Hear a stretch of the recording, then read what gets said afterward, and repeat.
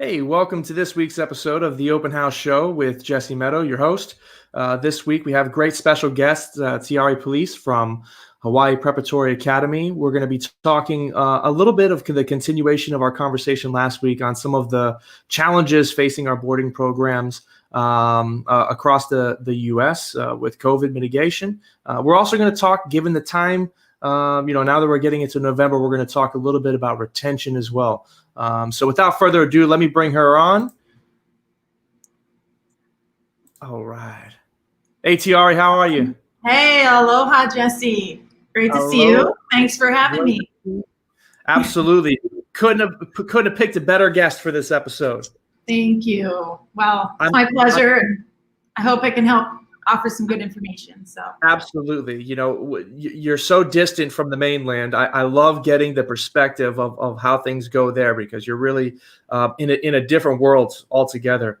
And with the picturesque surroundings, I know we'll get to this a little bit later, but a lot of the moving is going in your direction. So, but before we get to some opportunities that you're having over there, let's talk a little bit. I know you. Many people sometimes go and work for the schools that they graduated from, but you have so many different perspectives from HPA. Tell us a little bit about your history there and all the different perspectives you hold. Sure.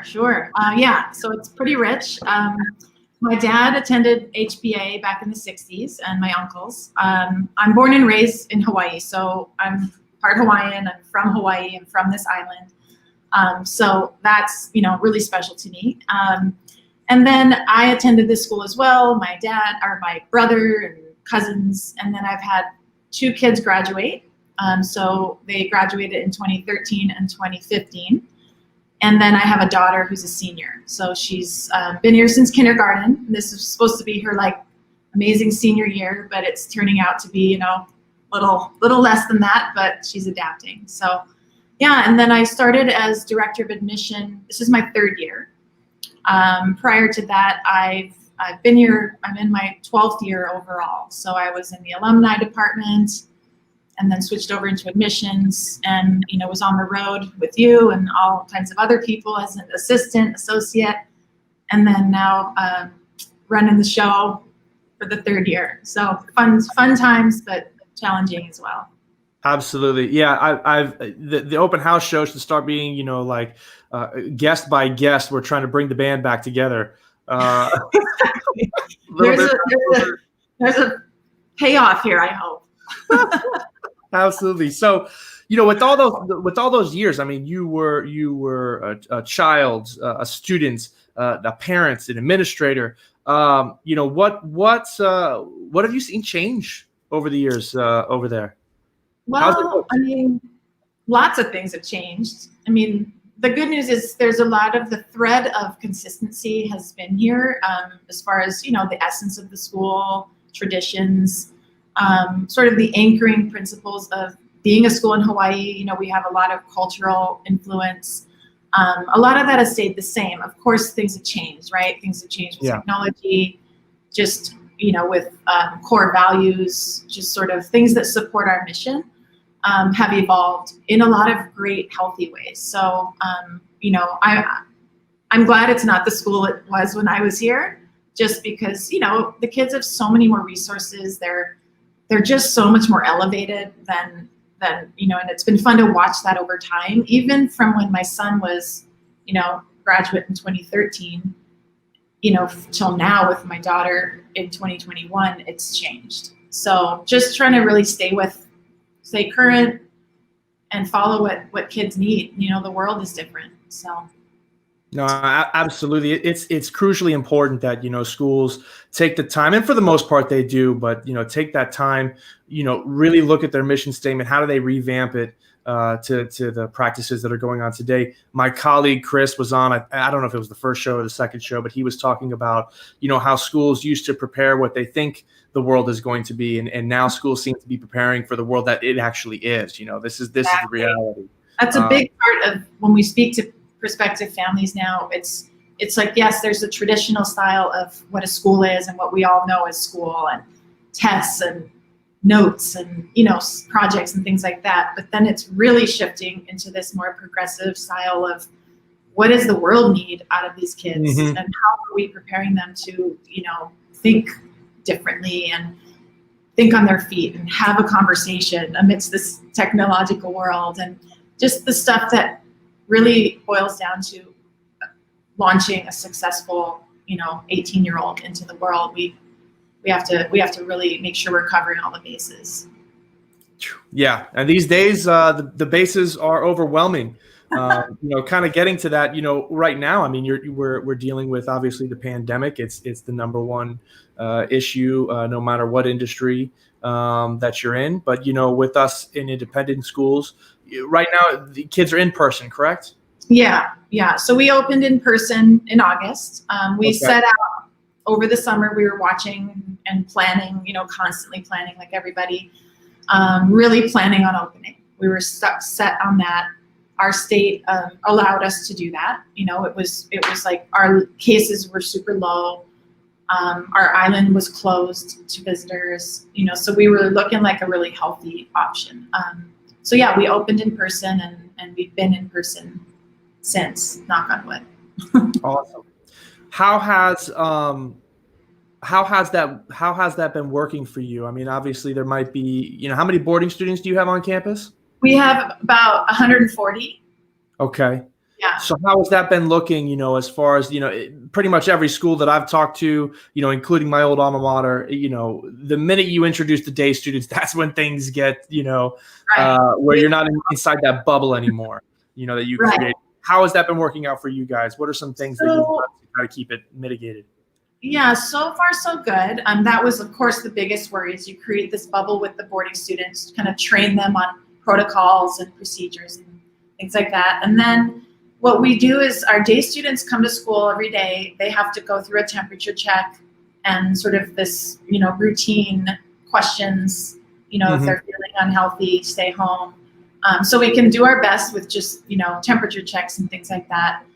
And then we've really, worked at training them with mask wearing is basically all day. They have to wear masks. I mean, they can take it off if they're, in certain instances, they know now we're in a good rhythm when they can take them off, and they really respect the rule to keep it on. And then the distancing, right? How they sit at lunch, how they sit when they're studying, where they can go. We just opened up, lunch was really restricted into their advisory. So we kind of said, let's start with advisory lunch. They sit in the same sort of location. And then about 3 weeks ago, we opened it up into these, like what we're calling blue zones on campus, where now you can go have lunch with whoever you want, as long as you stay in these zones, and they're down in the field playing kickball and volleyball. It's like bringing them back to almost like a recess, almost like basic enjoyment is like what they're feeling right now. They're like, oh my God, we get to go play kickball on the field. Whereas they never would have chosen to do that before.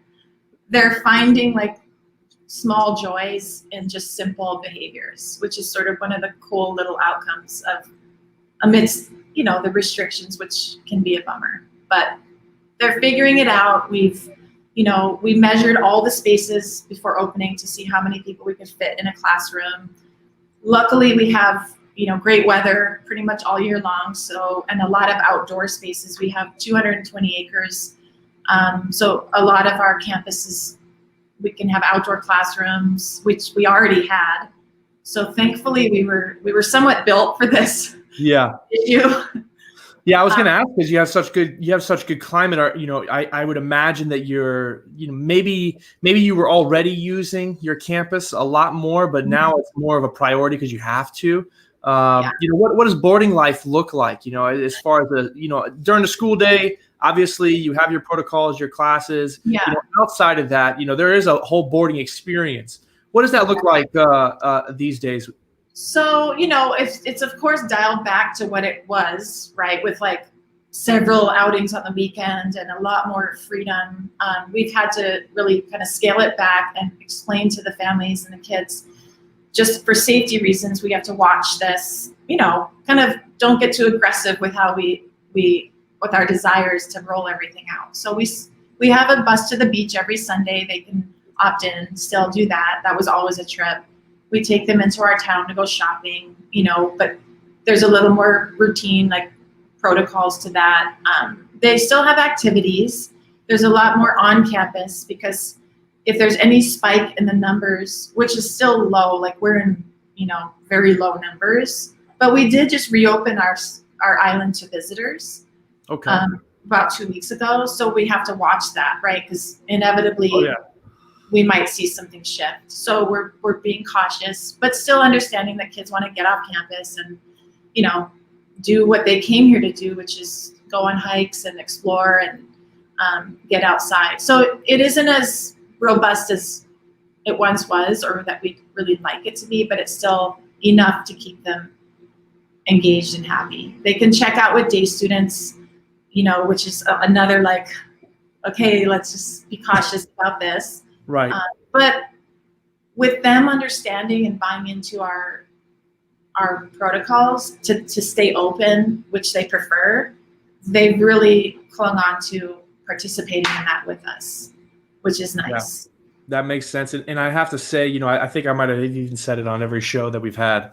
The kids genuinely seem to be reacting in a way that they understand that they don't want to be stuck at home in their rooms on a laptop. They're enjoying having FaceTime, personal time with their friends. It is what it is. This is how life is today. Yeah, everywhere. They just adapt.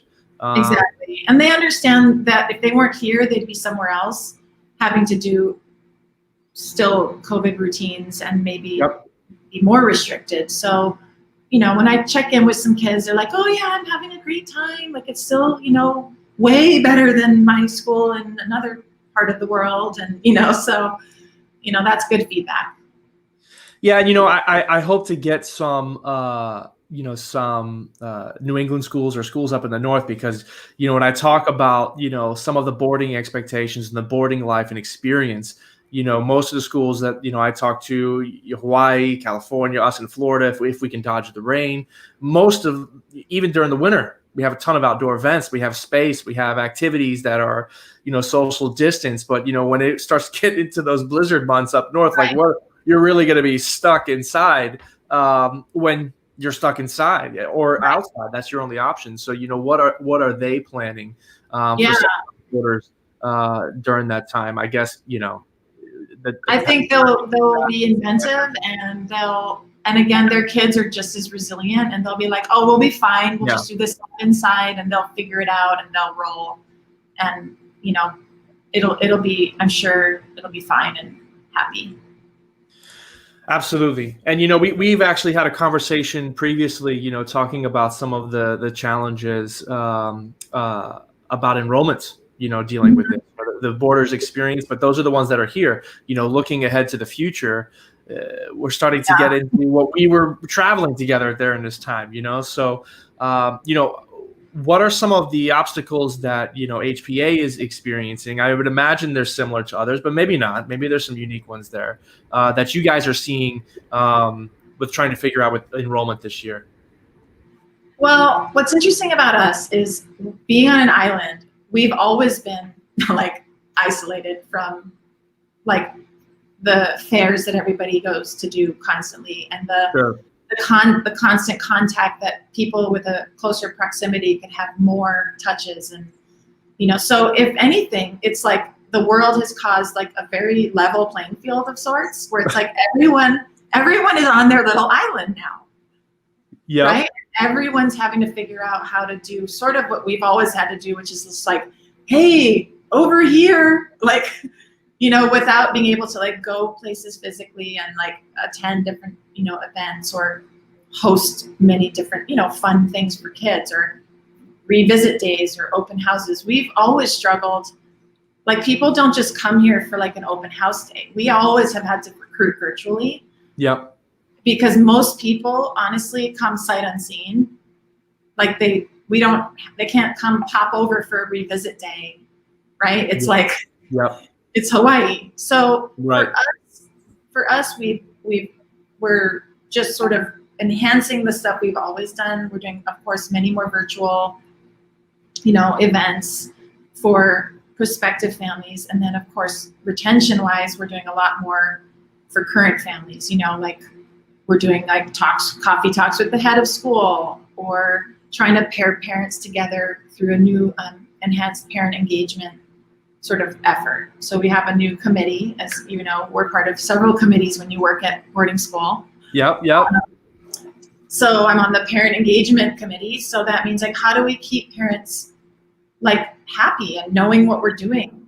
There's no football games to attend and run into friends and make plans to, they can't socialize like they used to. So that's been a worry for us. Like, are parents feeling welcomed? Are they feeling like they're part of a school? Or are they only getting what they can read through email, which is a lot, right? Like, and in this virtual, it's sort of like, wow, I feel like you can overwhelm families with, too much digital content. So it's like, how do we bring them together even face to face, which has been successful. Like, they've asked on Zoom meetings, they're like, oh, we want more time together.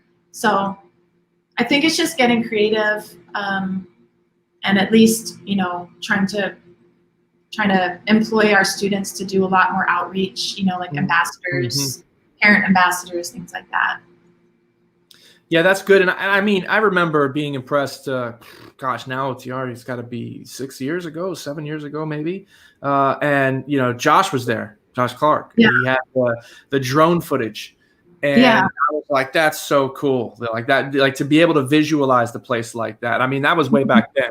So, you guys have always been a little bit ahead of the curve as far as the digital representation. And like you said, it's something you have to do because they're not coming for a campus tour. You're not going to get those tons of families that are hitting up 3 or 4 schools and seeing them all in one general region. You're really out there. So exactly. And we're Hawaii, so a lot of people are like, it's Hawaii. Who wouldn't want to go to school there, right? But it's Hawaii. It's where people vacation and honeymoon, and they don't think about like, oh, school, right? It's not an automatic that people would think there's a viable school option. So we have to sort of make sure we highlight like what makes us different. An island school wherever it might be a school that's remote, whether it's Vancouver Island or somewhere remote in New Hampshire, it's like you have to sort of give people that why, and that it's not just an automatic like known entity that it'd be like, wow, boarding school in Hawaii? I'm not sure. Yeah, exactly. Like, are they going to just surf all day? Do they actually even go to school there? But, so it's a lot of communication and storytelling and just Absolutely. I love letting the students speak for us and, talk about their results, but also talk about the balance of their lifestyle at a school like ours, where they're the sense of aloha and like ohana or family, or where they really take on the tenets of the Hawaiian principles. It really overflows onto our campus, and the kids can just kind of feel at home, but still, knock it out of the park and do whatever they want to do as far as their goals. Absolutely. I mean, definitely a unique cultural experience that you're going to have there. That you just can't avoid it. It's all around you. So any trip that they go on, anything that they interact with around the community, obviously the staff is mostly around the community. All that gets brought in to their experience. So that's interesting. It kind of brings us to our next point. You penned on it a little bit when you were talking about, your engagement with the parents and how do you keep that community feel during these times. We spoke before a little bit about the transition of and flow of people to the island. What have you guys been seeing? Did you get that COVID boom that so many other schools might have been seeing? Yes, definitely. We had a sort of like a whole nother admission season towards the end of the summer. Once California announced that they were all going online, like everybody was like, oh no, we need to get our kids in person somewhere. So we definitely saw that COVID boom at the end of summer.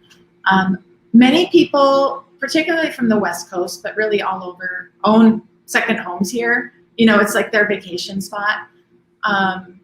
And so what we found is a lot of people either moved here in March when this whole thing started and their kids were remote, and then they decided, you know what, we're just staying, and they wanted to enroll their kids here.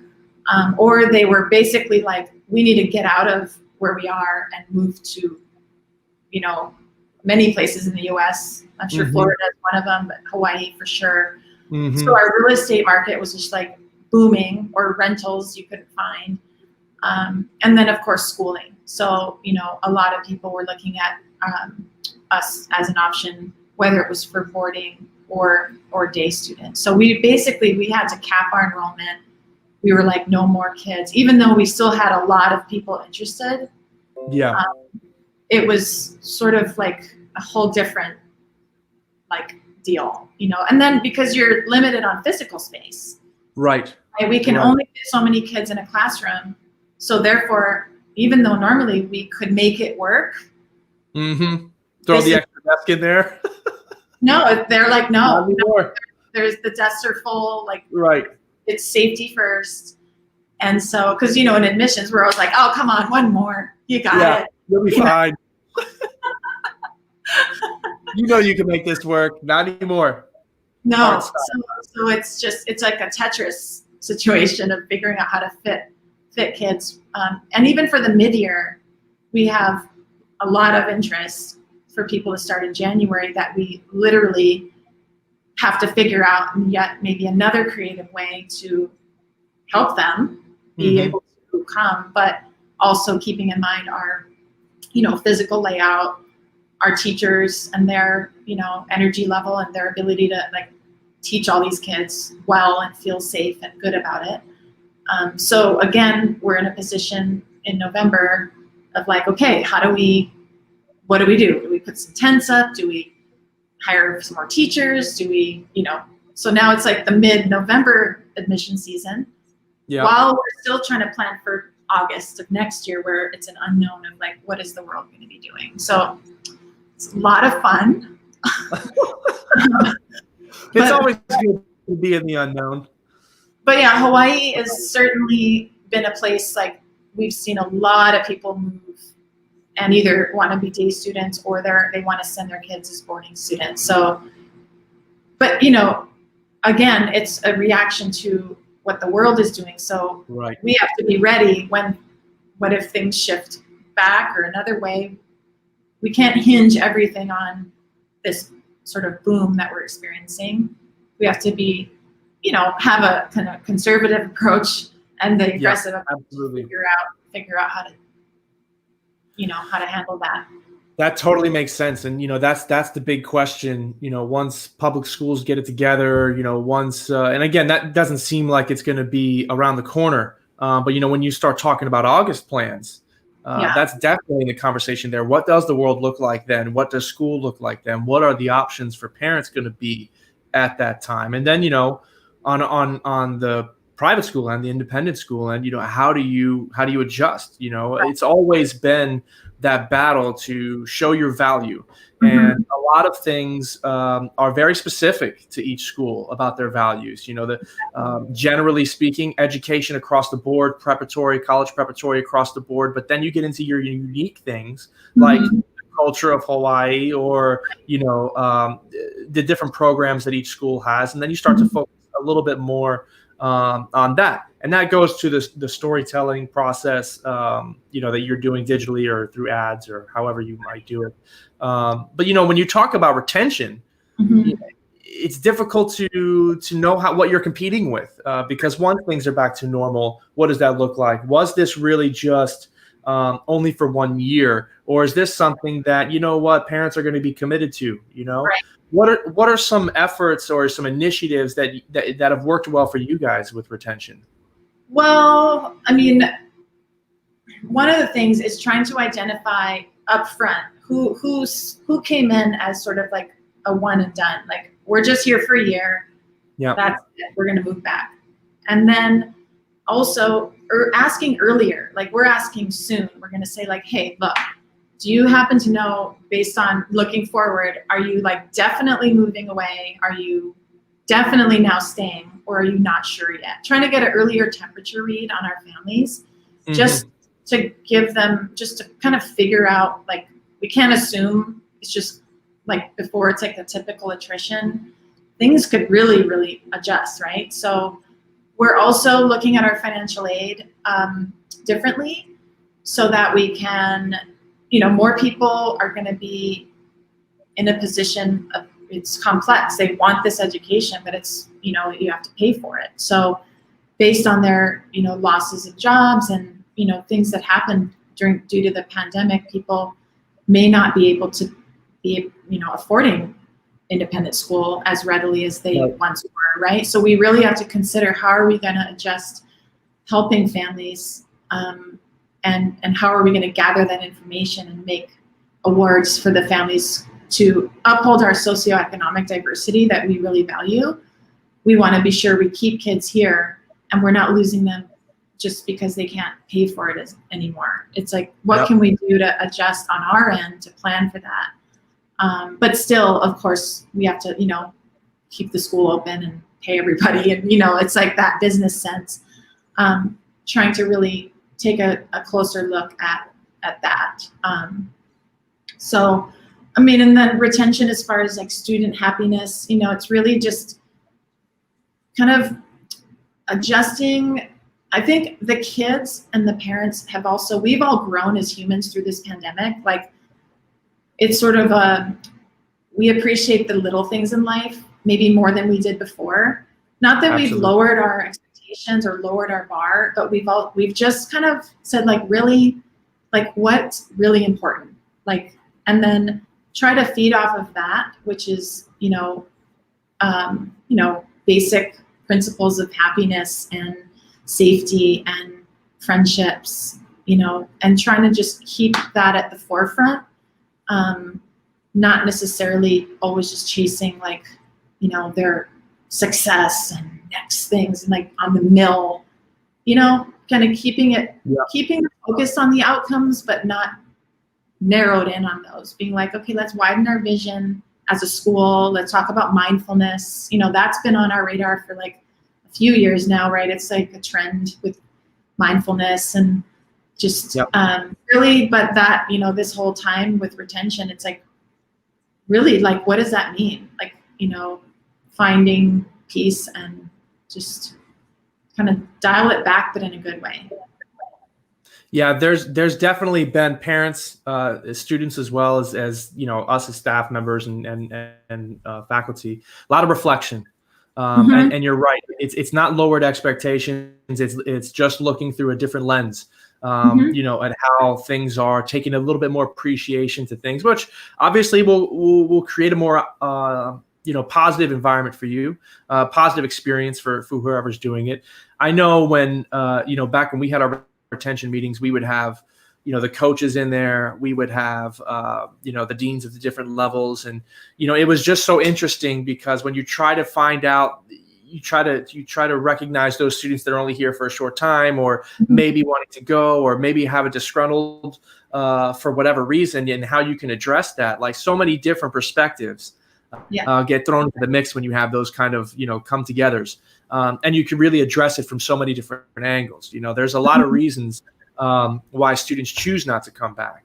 And, during these times, especially when you're looking at a conservative outlook of this is most likely going to be one and done. How do we keep those students? How do we keep that revenue? Because like you said, it is very important, especially when you think long-term, when you're playing the long game. When you've got a kid in here that is about your school, they're about your mission. They love it. They breathe it. They live it. They're going to, sell it as much as they can. They're going to be good alumni. If they have the opportunity, they're going to send their kids there. Do you want to let go of someone like that that's bringing so much value to your community over a price difference? But you got to pay the bills. So, admissions directors, boards, headmasters, they're going to be in this situation throughout this whole year, trying to balance, keeping that student population, keeping that culture going, but at the same time, managing who's available out there, what competition's available, and how they're going to address that. So that's really interesting. Are there anything new? Was there anything new that came out of this pandemic as far as retention initiative? Well, we're definitely doing a lot more digitally, right? We have like our head of school does a video every week. So from the very beginning, actually from before school started, and mind you, he was finishing his first year when this all started. Okay. Throw it to the fire. It was really cool because he just, trying to make things feel more relatable and friendly, but yet informative. So we did a lot more like short videos where he was addressing the families about a subject, coupled with every Friday school bulletin, which we've had off and on over the years, but sometimes it can be too much and like no one reads it. Right. And it's like, so we reinstituted this Friday bulletin, which is per section, lower, middle, and upper school, and easier to navigate for families. But again, trying to give them, front loading them information, very transparent, trying to be really open, and building that trust to, give them security that we're doing what we need to do to keep their children safe. And then at the same time, here's how we're going to continue to enrich their life, like what you're paying for, which is, the education piece, the physical movement piece, the, character building, all the stuff why they choose a school like ours. So just more touches in a variety of ways, and just pivoting, just trying to be as creative as we can. Absolutely. Well, I usually try to wrap it up with, what's going on in your neck of the woods, because it's always interesting to hear how different places are going. And we've talked a little bit about that during the call already, with the influx of people coming to Hawaii. Is there anything else that's in regards to enrollment, what are some trends you're seeing over there today? Well, it's the international world is quite unknown, and it feels like more at risk with the fact it's been on the decline anyway, right, nationally, as far as international boarding is concerned. And then you add the political climate that was happening, and you add a pandemic, and different relations between countries, and it just feels a little more dicey. Like I worry more about that aspect of it, which is a real favorite of our kids on the campus. It is to have those international students come and add all this, character, and just they're just cool, and they bring a different aspect of the world. So I'm really hoping I can figure out ways to keep that moving. But yeah, a lot of kids from the mainland, are interested. And then I think the tricky part of enrollment is going to be balancing all of these different buckets. We're not a day school, we're a boarding school with day students. Right. So we really have to continue to make sure we're keeping the balance of our population, and not get desperate and just start, filling the seats, but really still looking at like who's really a good fit for us, who's how are we building our community. So I think that's ahead of us in this round of, so we have our kindergarten through 8th grade day program, right? That's at a different campus. It's all day students, whether they've just moved here or they've been living here. And then we have our upper school, which is half boarding, half day, and then kids from all over the world. And so it's trying to maintain that feels, a little more stressful, but still possible. So talking to colleagues, talking to you and other people in this industry, and there's a lot more information now with all of these different virtual options and opportunities of continuing education and meeting up with people or chat rooms, or there's so much. I think it's figuring out what to dial into and finding your people and being like, okay, like, dude, what are you doing for this? Like, how is this working? Just being much more collegial than ever before. Like if I try something and it's horrible, I will tell my friends, like, don't do that. Like, it sucks. Like, and find out, and people can share information just more freely, and there's less like competition feeling. Although of course it's still there because schools all need to enrollment, but I think it's really opened everybody's hearts and minds to like information is exchanged on a really cool level. Yeah, I think that, and I actually wrote a piece about this a few weeks ago, the thought sharing that's going on. And usually what happens after post-crises that everyone is feeling the effects of together, it's in their best interest to have this motivation and to move things forward. It's not in school's best interest as a whole to have this industry get picked off one by one. Because of lack of information sharing, of lack of data, of lack of knowledge and direction.